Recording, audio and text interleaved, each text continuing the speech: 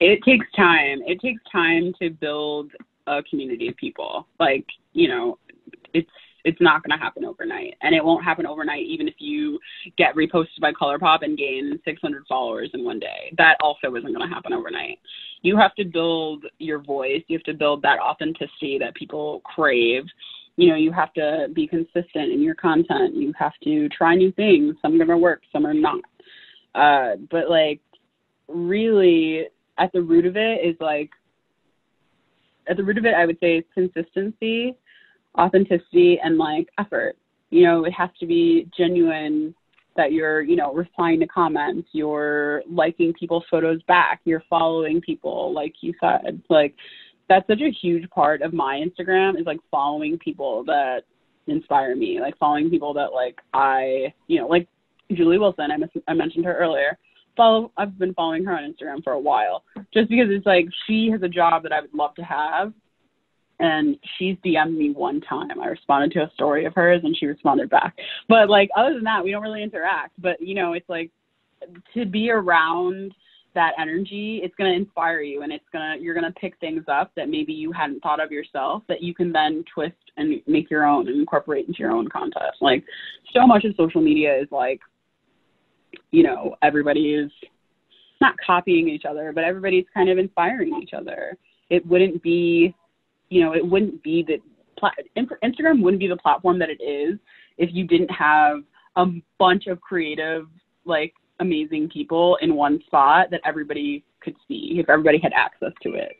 So I don't know. I think you just have to, it's hard because like, you want it to be perfect and pretty, but that's not really realistically what the journey to greatness looks like. You know, it's ugly sometimes, and it's hard, and you might get sweaty.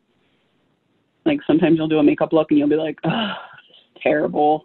And I just spent an hour and a half doing it, and I'm going to wipe it off now in tears. But like, yeah, next time you'll know. I feel that. Like, it just, like, the vision in your head just doesn't come out right. Like, I don't know, like, I maybe didn't execute it right, or I just had a different idea of what it would have looked like. I felt that, yeah. Like, I would be like, this is not it. And, like, just take it all off and then retry it. Yeah.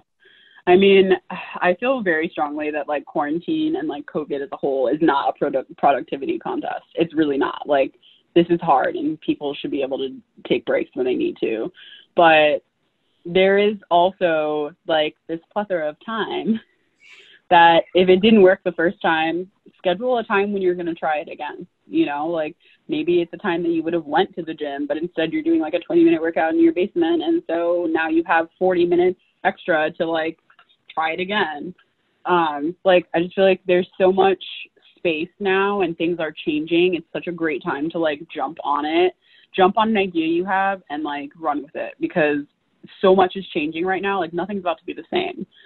So there's room for newness. There's room for, like, change. There's room for growth. Like, this is such an interesting time for that right now.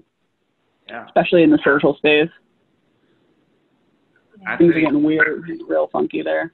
They are. They truly are. I think one thing that I've heard consistently throughout this conversation has to do with resilience, right? Sticking in there, never truly giving up, and always pushing yourself forward to the next opportunity and just trying again, right? Not being afraid to try and try and try until you get it right. And what's right according to your own personal standard, right?